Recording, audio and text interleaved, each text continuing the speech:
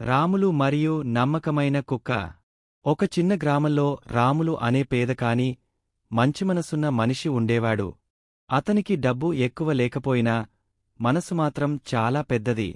ఒకరోజు గ్రామ అంచున గాయపడిన ఒక కుక్క పిల్లను చూశాడు. రాములు వెంటనే దాన్ని ఇంటికి తీసుకెళ్లి నీళ్లు ఇచ్చి గాయం కడిగి అన్నం పెట్టాడు. ఆ కుక్క రాములును ప్రేమతో చూసింది. రోజులు గడిచే కొద్దీ కుక్క బలంగా మారింది. రాములు పొలానికి వెళ్ళినప్పుడు కుక్క అతనితోపాటే వచ్చేది. పొలాన్ని కాపాడేది.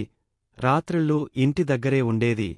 ఒక రాత్రి దొంగలు రాముల ఇంట్లోకి రావాలని ప్రయత్నించారు. కుక్క గట్టిగా మొరిగింది. రాములు మేల్కొని గ్రామస్థులను పిలిచాడు. దొంగలు పారిపోయారు.